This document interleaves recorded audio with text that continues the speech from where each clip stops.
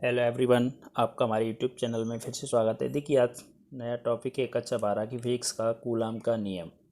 क्या पढ़ेंगे प्यारे बच्चों? कूलाम का नियम पढ़ेंगे। ठीक है, देखिए पहले इसमें क्या करते हैं, एक डायग्राम बनाएंगे। ठीक है, क्या है इसमें दो बिंदु आवेश मानते हैं। क्या मानते हैं प्यारे बच्चों? दो बिंदु आवेश होते हैं, एक मान लेते हैं Q1 और एक मानते हैं Q2। ठीक है, ये दो बिंदु आवेश मान लिए Q1 और Q2। ये मान लिया Q1 और ये क्या है प्यारे बच्चों? Q2। ठीक है, इनके बीच की दूरी क्या मान लेते हैं? R दूरी मान लेते हैं। क्या मान लेते हैं? R दूरी। ठीक है प्यारे बच्चों, अब देखिए इसकी भाषा क्या है। देखिए इसकी भाषा क्या है, चित्र कूलाम का नियम है। चित्र कूलाम का नियम का नियम। ठीक है प्यारे बच्चों, अब देखिए भाषा क्या है। देखिए प्यारे बच्चों, क्या भाषा है। इस नियम के अनुसार किन्हीं दो बिंदु आवेशों के मध्य लगने वाले आकर्षण या प्रतिकर्षण बल का मान उन आवेशों के परिमाणों के गुणनफल के अनुक्रमानुपाती होता है तथा उनके बीच की दूरी के वर्ग के कैसा होता है? व्युत्क्रमानुपाती होता है। ठीक है प्यारे बच्चों, और यह बल दोनों आवेशों को मिलाने वाली रेखा के अनुदिश कार्य करता है। ठीक है, ये इसकी भाषा है, लैंग्वेज है। अब क्या करते हैं, इसमें मान लेते हैं। क्या मान लेते हैं? यदि Q1 और Q2, यदि यदि Q1 और Q2, ठीक है प्यारे बच्चों, यदि Q1 और Q2 परिमाण के दो बिंदु आवेश दो बिंदु आवेश दो बिंदु आवेश एक दूसरे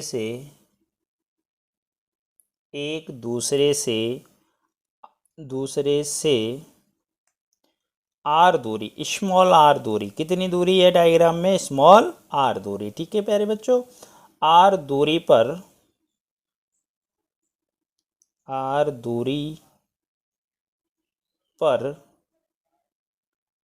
स्थित हैं। कितनी दूरी पर स्थित हैं? आर दूरी पर स्थित हैं।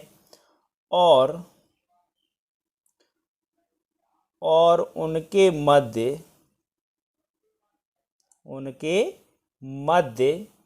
लगने वाला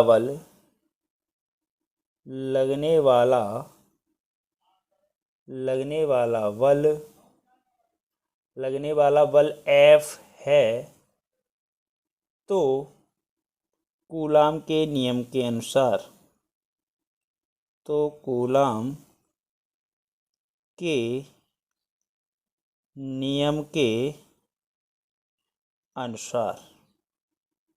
ठीक है प्यारे बच्चों, कूलाम के नियम के अनुसार देखिए अब क्या भाषा लिखाई है अपन ने। किन्हीं दो बिंदु आवेशों के मध्य लगने वाला आकर्षण या प्रतिकर्षण बल का मान उन आवेशों के परिमाणों के गुणनफल के अनुक्रमानुपाती होता है। अब अपन ने देखिए आवेश कौन से माने? Q1 और Q2, दो आवेश मान लिए।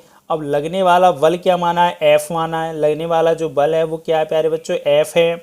उसका परिमाण इन आवेशों के गुणनफल के कैसा होता है? अनुक्रमानुपाती होता है। तो क्या होगा? F अनुक्रमानुपाती Q1 into Q2। ठीक है प्यारे बच्चों, फिर क्या भाषा लिखाई? तथा उनके बीच की दूरी के, उन दोनों आवेशों के बीच की दूरी क्या मानी है? बीच की दूरी R के, दूरी क्या है दोनों के बीच की? R दूरी मानी है। देखो R दूरी है ये। उन दोनों आवेशों के उनके बीच की दूरी के वर्ग के व्युत्क्रमानुपाती होता है। उनके बीच की दूरी क्या मानी प्यारे बच्चों? R मानी है। तो R के कैसा होगा? व्युत्क्रमानुपाती। अब व्युत्क्रमानुपाती क्या होता है? जैसे मान लो कोई संख्या x है। क्या है? x। अब इसका व्युत्क्रम लिखना है तो क्या होगा? 1/x होगा। व्युत्क्रम का अर्थ होता है उल्टा। ठीक है ना, तो क्या होगा? F व्युत्क्रमानुपाती 1/r²। ठीक है प्यारे बच्चों, आई होप इतना समझ पाए होंगे। बहुत अच्छा टॉपिक है, मक्खन होने वाला है। ठीक है प्यारे बच्चों, ओके। अब क्या करेंगे, दोनों को मिलाने पर क्या लिखेंगे, दोनों को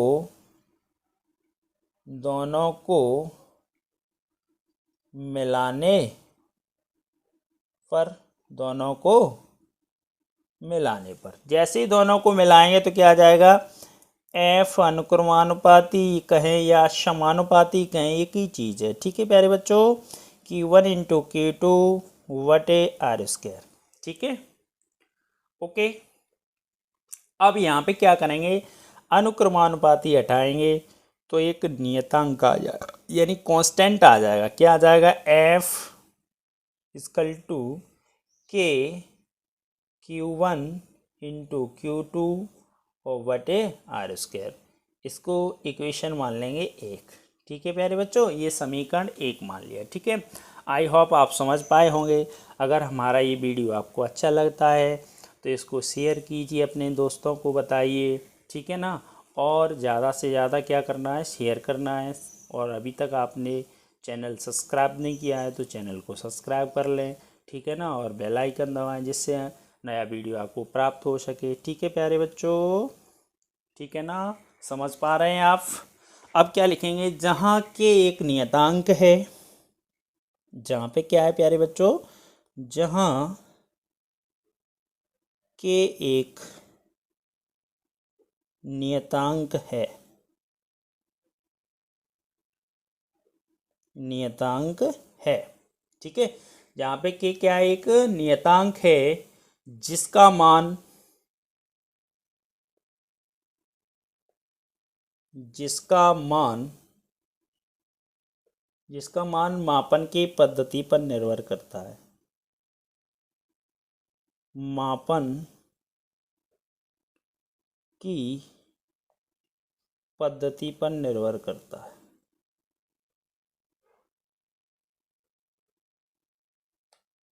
पद्धति पर निर्भर करता है, निर्भर करता है। ठीक है प्यारे बच्चों, मापन की पद्धति पर निर्भर करता है। ठीक है ना, अब क्या करेंगे, एसआई पद्धति में, कौन सी पद्धति में प्यारे बच्चों, एसआई पद्धति में, इंटरनेशनल सिस्टम, एसआई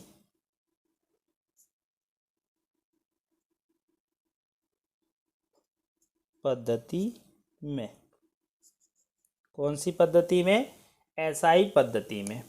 एसआई पद्धति में क्या होता है प्यारे बच्चों, एसआई पद्धति में क्या होगा, वायु या निर्वात के लिए, एयर या वैक्यूम, वायु या निर्वात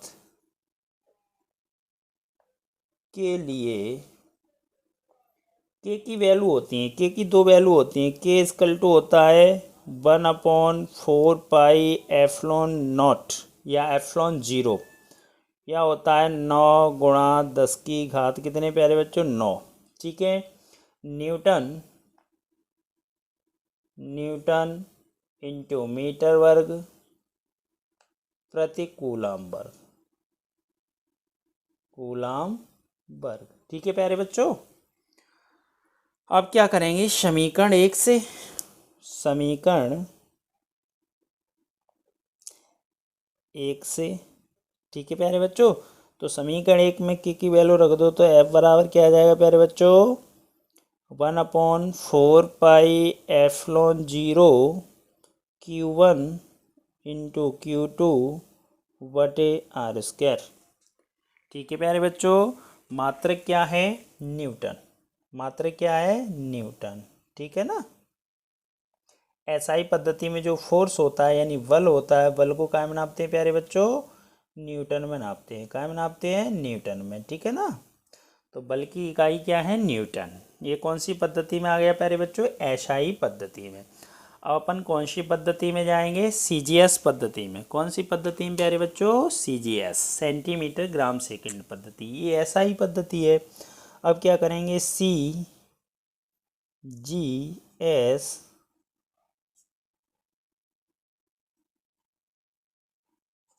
पद्धति में। ठीक है प्यारे बच्चों, सीजीएस पद्धति में, सीजीएस पद्धति में क्या होता है, आई होप आप समझ पाए होंगे इतना। अगर हमारा वीडियो आपको अच्छा लगता है तो क्या करना है सभी को, अभी तक आपने चैनल सब्सक्राइब नहीं किया है, चैनल को क्या कर लो, सब्सक्राइब कर लो, ठीक है प्यारे बच्चों।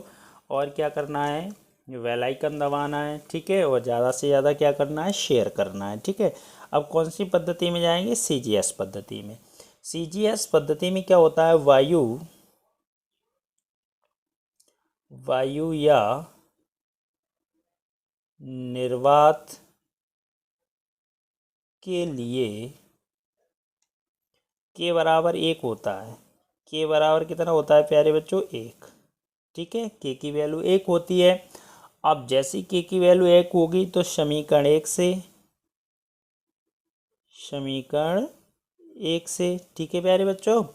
तो क्या आ जाएगा, समीकरण एक से क्या आएगा, समीकरण एक में वैल्यू रखिए तो एफ इक्वल टू एक रखेंगे तो क्या आएगा, Q1 इंटू Q2 बटे आर स्क्वायर, ठीक है प्यारे बच्चों। और बल का हम नापते हैं प्यारे बच्चों, डाइन में, काय में नापते हैं, डाइन, ठीक है। बल की इकाई क्या है, डाइन है, एसआई पद्धति में और सीजीएस पद्धति में, ठीक है प्यारे बच्चों। आई होप आप समझ पाए होंगे। इकाई का नियम है प्यारे बच्चों, कूलाम का नियम है, ठीक है ना। बहुत अच्छा टॉपिक था, बहुत मक्खन तरीके से बताया है आपको, ठीक है। अगर आपको ये वीडियो अच्छा लगता है तो क्या करना है, सभी को शेयर करना है, अपने दोस्तों को बताना है, ठीक है ना। ओके, अब देखिए एक बार रिपीट कर लेते हैं कूलाम का नियम क्या है, ठीक है प्यारे बच्चों। देखिए कूलाम का नियम क्या है, किन्हीं दो बिंदु आवेशों के बीच लगने वाला आकर्षण या प्रतिकर्षण बल उन आवेशों के गुणनफल के कैसा होता है, अनुक्रमानुपाती होता है, तथा उनके बीच की दूरी के वर्ग के कैसा होता है, व्युत्क्रमानुपाती होता है। यह बल दोनों आवेशों को मिलाने वाली रेखा के कैसा लगता है, अनुदिश लगता है। ये इसका डायग्राम है, ठीक है प्यारे बच्चों। Q1 और Q2 दो बिंदु आवेश मान लिए, यदि Q1 और Q2 परिमाण के दो बिंदु आवेश एक दूसरे से कितनी दूरी पर हैं, r दूरी पर हैं, और उनके मध्य लगने वाला बल क्या मान लिया, F है, तो कूलाम के नियम के अनुसार, यानी Q अनुसार क्या है, क्या परिभाषा बताई थी, किन्हीं दो बिंदु आवेशों के मध्य लगने वाला आकर्षण या प्रतिकर्षण बल का मान उन आवेशों के गुणनफल के कैसा होता है, अनुक्रमानुपाती होता है। तो बल क्या माना था, F, और आवेश क्या माने, Q1 और Q2 माने हैं, तो क्या होगा, F अनुक्रमानुपाती Q1 और Q2, ठीक है प्यारे बच्चों। अब क्या है, तथा उनकी बीच की दूरी क्या मानी है, R, आर के कैसा होता है, व्युत्क्रमानुपाती होता है, तो क्या होगा, F व्युत्क्रमानुपाती 1/r², दोनों को मिलाकर लिखने पर अब क्या करेंगे, F अनुक्रमानुपाती Q1 इंटू Q2 बटे r²। जैसे ही यहाँ से अनुक्रमानुपाती हटाएं तो क्या आएगा, एक कांस्टेंट आ जाएगा, तो F बराबर के Q1 इंटू Q2 बटे r², ठीक है। जहाँ के एक नियतांक है, जहाँ पे क्या है प्यारे बच्चों, के एक नियतांक है जिसका मान मापन की पद्धति पर निर्भर करता है, ठीक है। एसआई पद्धति में क्या होता है, वायु या निर्वात के लिए के बराबर ये वैल्यू होती है 1/4πε0 या एफ्लॉन नॉट पढ़ें, ठीक है। यह होता है 9 × 10⁻⁹ न्यूटन इंटू मीटर वर्ग प्रति कूलाम वर्ग, ठीक है। समीकरण एक से समीकरण एक में वैल्यू रख देंगे तो F बराबर 1/4πε0 Q1 इंटू Q2 बटे r², मात्र क्या है, न्यूटन, ठीक है ना। ये एसआई पद्धति में। सीजीएस पद्धति में क्या होता है, वायु या निर्वात के लिए के बराबर क्या होता है प्यारे बच्चों, एक होता है। के की वैल्यू कितनी होती है प्यारे बच्चों, एक होती है। तो के की वैल्यू जैसे ही एक रखेंगे तो क्या आ जाएगा, समीकरण एक में, कौन से में, समीकरण एक में, तो F बराबर Q1 इंटू Q2 बटे r²। इसका मात्र क्या है, डाइन। जैसे देखा होगा गांव में नाम रखे जाते हैं ना, छोटू, कल्लू, पप्पू, तो ये क्या है, वो अपने गांव की भाषा, यानी सीजीएस पद्धति में क्या है, इसका नाम डायन है। ये क्या है, इंटरनेशनल पद्धति है, यानी अंतर्राष्ट्रीय मानक पद्धति, तो इसमें इसका नाम क्या है, न्यूटन है। जैसे गांव में कल्लू है, अब कहीं स्कूल में पढ़ने जाते हैं तो उनका नाम हो जाता है, जाके वहाँ पर अशोक हो जाता है, ठीक है ना। तो ऐसे ही एसआई पद्धति में और सीजीएस पद्धति में जो बल होता है उसको काय में नापते हैं, एसआई पद्धति में न्यूटन में और सीजीएस पद्धति में काय में नापते हैं, डायन में, ठीक है। यहाँ पे नोट कर लेना, एक नोट, ठीक है प्यारे बच्चों, नोट क्या करना है, 1 न्यूटन बराबर 1 न्यूटन बराबर कितना होता है? 10⁵ डाइन। ठीक है प्यारे बच्चों, 1 न्यूटन बराबर कितना होता है? 10⁵ डाइन होता है। ठीक है, नोट करके लिख लेना अपनी कॉपी में। अगर क्वेश्चन आता है 1 न्यूटन इक्वल टू कितना होता है? 10⁵ डाइन होता है। ठीक है, अगर आपको वीडियो अच्छा लगे तो अपने दोस्तों में शेयर कीजिए। ज़्यादा से ज़्यादा क्या करना है? शेयर करना है। और अभी तक आपने हमारा चैनल सब्सक्राइब नहीं किया है तो चैनल को क्या कर लो? सब्सक्राइब कर लो। Okay, thank you.